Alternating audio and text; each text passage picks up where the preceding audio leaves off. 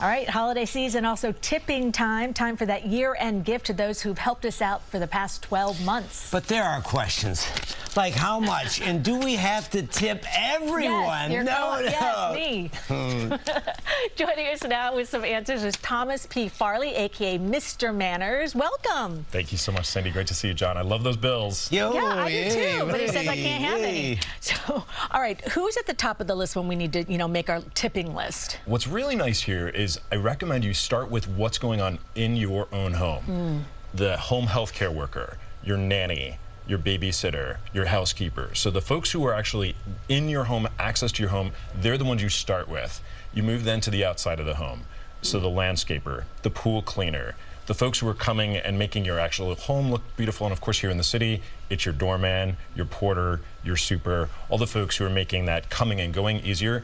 And then beyond that, we're talking your hairstylist, your massage therapist, all those service workers. So start in the core and work your way outward from there. So it's like circles. Exactly, concentric circles. Yes. That's a good way to look at it, too, though, because you get overwhelmed by, oh, my gosh, this person, this person, this person. That's but good. How do you determine the amount? So I'm going to give you a question that's not on the script. Sure.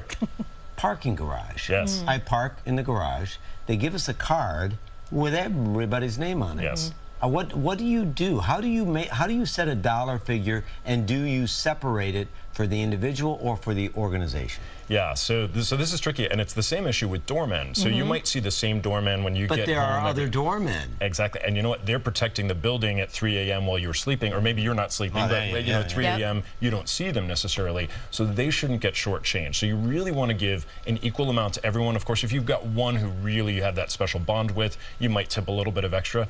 In the city, it's all over the map. With the doorman, you could start literally at $20 for a very low service building, a part-time doorman, all the way up to $400 per doorman and beyond. So, if you're in the type of Fifth Avenue building where you've got an elevator attendant operating your elevator, you're probably tipping in those several hundreds amounts, but on down, depending on where you might live.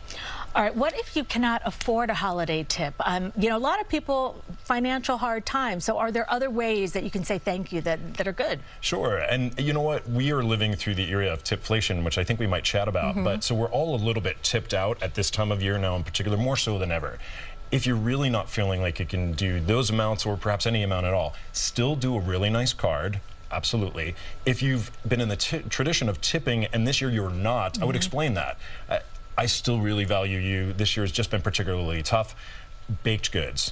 Even a regift can be nice as long as it doesn't look and feel like a regift. So it could be a bottle of wine, something that you think they truly appreciate that you're simply not using. This is a way you can save a little bit of money, still show that appreciation. Well, this is actually a used 20. So I may, I want to talk about this tipflation. Has it gone too far?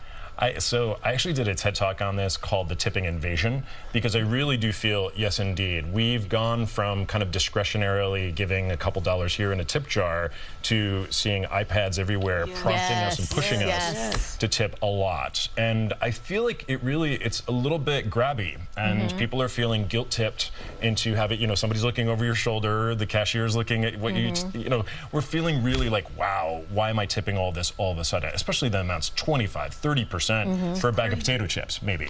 So remember, those tips are discretionary. We're not required to tip in those instances, but is it the barista who knows you, knows your name, knows your order? Tip that person. They're working hard. They're getting up early to keep you caffeinated through the day. But if it is not, and it's just, you get a coffee from someone that you've never even gone in the coffee shop before, you don't feel guilty about hitting the no tip. Or is that what you're saying? No tip is okay. It feels odd. I know we do that walk of shame when we walk away from the tablet feeling like, oh gosh, I hit no tip. But it really is okay. It truly is discretionary. All right. Well, thanks for the tips. Come on. It was either that or give him this pile of money, and we legally can't do that.